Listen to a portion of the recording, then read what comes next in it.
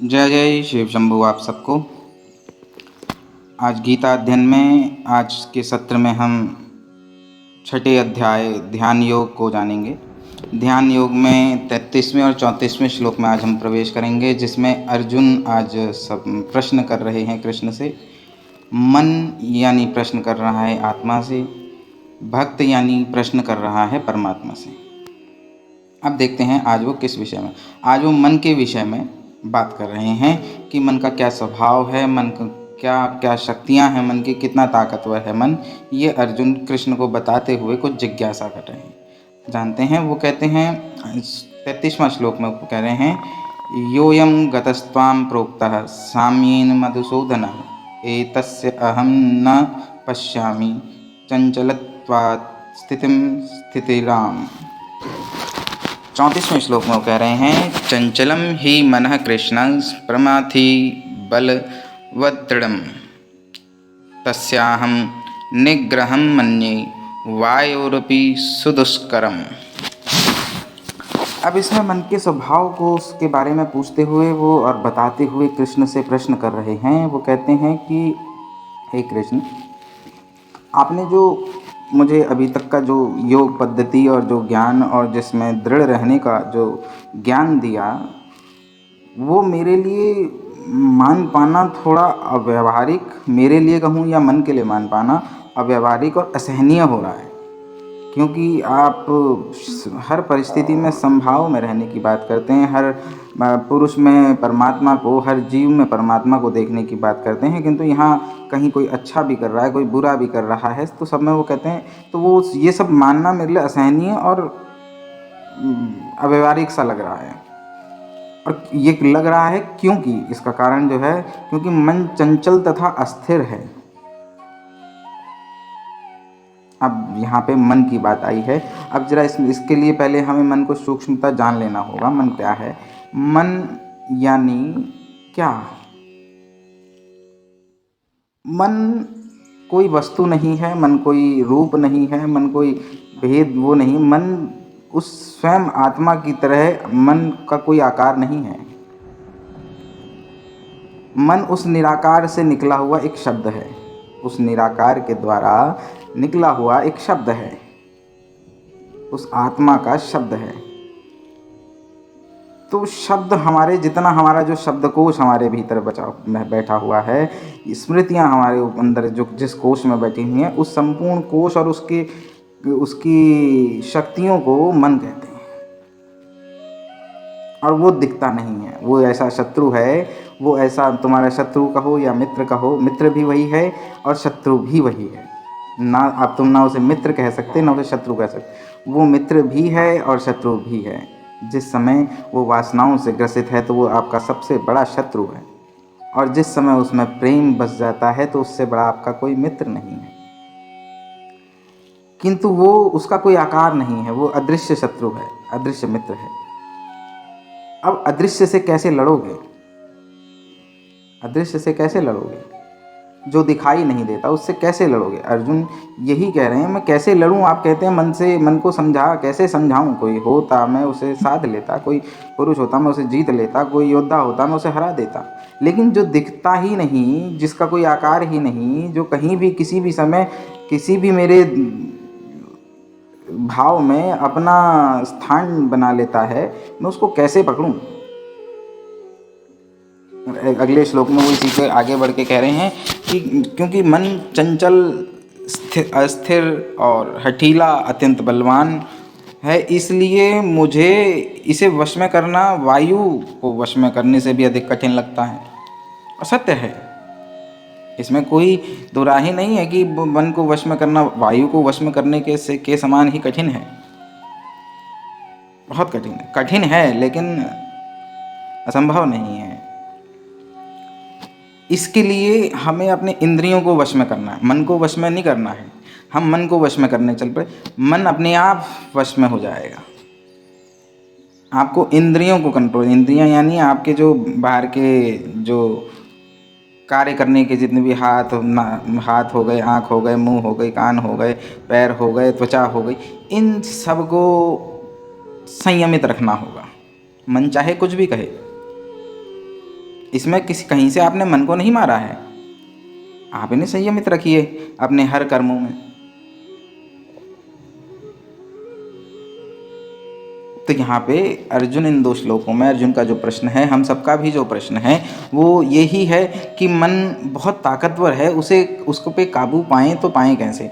अब पहले तो ये जान लें, मन कोई चीज़ नहीं है। मन आपके अंदर जितनी भी चीज़ें आप इंद्रियों से ग्रहण कर रहे हैं, जैसे कुछ देख रहे हैं उसके प्रति, उसमें आपकी सारी वासनाएं बैठ जाती हैं कि मुझे भी चाहिए, कितना सुंदर है, बहुत अच्छा है, या बहुत बुरा है, हाय बड़ा गंदा है।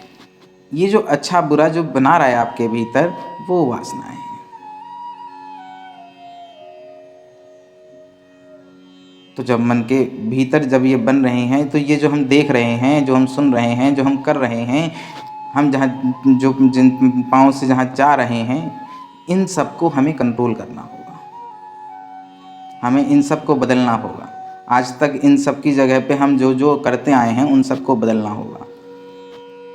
जब हम इन्हें बदलेंगे तो फिर हमें अपने भाव क्षेत्र को बदलना होगा। तो मन स्वतः ही थक हार के खुद ही शांति की ओर चल पड़ेगा। फिर मन के जब भी मन कोई प्रश्न उठाएगा या जिज्ञासा उठाएगा या लालच उठाएगा, लोभ उठाएगा, तो आपके पास देने को जवाब होगा। किंतु यहाँ जैसा अर्जुन का प्रश्न है कि मन बहुत बलवान है, ये बिल्कुल कृष्ण भी यही कहते हैं कि मन बहुत ही बलवान है। जब तक आप उसके पीछे हैं, वो आप उसको मार नहीं सकते। आप भय को ख़त्म करने जाएंगे, भय का भी भय आपको हो जाएगा। भय को ख़त्म करने का मतलब है, डर को ख़त्म करने का मतलब है आपको डर का भी डर हो गया, तो फिर उसे कहाँ ख़त्म कर पाएंगे। भगवान को पाने के लिए जो होड़ लगी पड़ी है, उसका मतलब है भगवान होके भगवान को पाने चल पड़े तो कुछ नया ही पाने चल पड़े, उसमें भी उसने रास्ता ढूंढ लिया।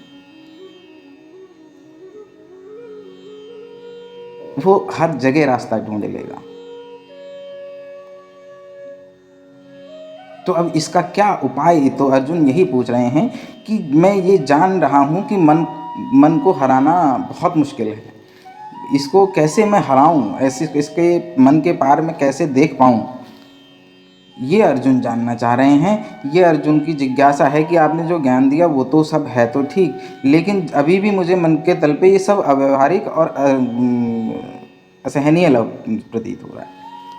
कहीं बुरा हो रहा है तो ये देख के मैं असहनीय हूँ, मुझसे नहीं सहन होया जा रहा। लेकिन अब वहीं उस बुरे के लिए अपनों के खिलाफ शस्त्र उठाना पड़ रहा है, तो वो मुझे अव्यवहारिक भी लग रहा है। तो इसका क्या हल है, इसका क्या उपाय है, इसमें क्या सही है, जो सही है वो मेरे लिए बताएं।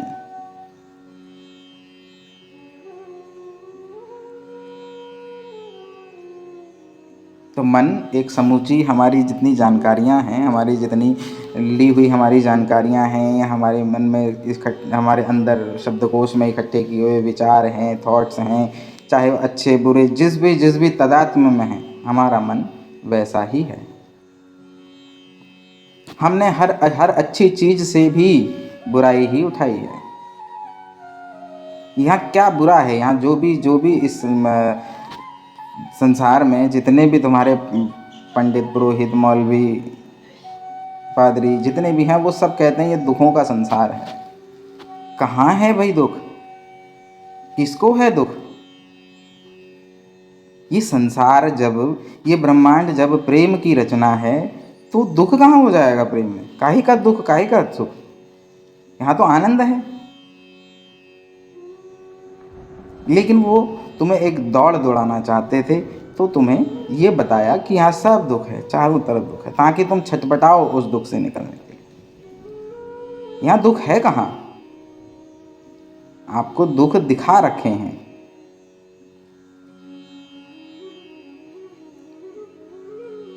तो कल अर्जुन को कृष्ण इसका जवाब देंगे कि मन को कैसे, मन पे विजय पाई जाए, मन क्या है, मन कैसे कार्य करता है, और मन को कैसे तू अपने वश में कर सकता है, उसका जो उपाय है वो अगले श्लोकों में कृष्ण दे रहे हैं, उस पर हम कल चर्चा करेंगे। आज के लिए केवल इतने पे अपना पूरा ध्यान फोकस करें कि मन जो है वो आपके द्वारा लिए गए इनपुट का शब्दकोश है, विचार कोश। जो भी आपने लिया है वो उस कोश में है। जो भी जानकारी ब्रेन से, जो भी जानकारी कानों से, जो भी जानकारी त्वचा से, जो भी जानकारी हाथों द्वारा, जो भी आपका सब कुछ जानकारियाँ जिस कोश में हैं उस कोश को मन जय कहते श्री हैं। कृष्ण, हर हर महादेव। उस पूरे इकट्ठे को जब वो इकट्ठा हो जाता है जहाँ पे रहता है, जिसे आप चाहे तो अपना सबकॉन्शियस माइंड कह सकते हैं, लेकिन फाड़ के देखेंगे दिमाग को, सबकॉन्शियस माइंड कुछ नहीं कहीं मिलेगा। तो वो एक, ना तुम्हें कहीं पर ये दिखेगा कि हाँ जानकारी यहाँ इकट्ठी है, ये जानकारी, कुछ नहीं है। तो इसका जो समूह है उसको मन कहते हैं। अब कल इसमें कृष्ण बताएंगे कि अब ये तुम्हारे साथ खेल कैसे खेलता है, ये तुम्हारे साथ चाल कैसे चलता है, इसकी हर चाल को कैसे कामयाब करा जाए, कैसे इसकी हर चाल को रोका जाए, कैसे इसके साथ वासनाएं मिलती हैं, कैसे इसके साथ ये आपके साथ खेल खेल के आपको नचा रहा है, किसे नचा रहा यदि है, पसंद आया ये हो सब चीज़ें तो इस कल कृष्ण बताएंगे। इसी तो प्रकार के आपसे मर्मों को कल सुनने के लिए, मुलाकात होगी, अनवरत तब सुनने तक के के लिए लिए चैनल को जय श्री सब्सक्राइब कृष्ण, करें हर हर महादेव। और अपने दोस्तों के साथ शेयर करें, मित्रों के साथ शेयर करें। और कहीं कोई त्रुटि रह गई हो तो आपसे क्षमा चाहूँगा। आपने इतनी देर मुझे सुना, उसके लिए आप सबका बहुत बहुत आभार। कल आपसे फिर मुलाकात होगी अगले श्लोकों में। अर्जुन अब आगे क्या पूछेंगे वो देखेंगे हम अगले श्लोकों में। तब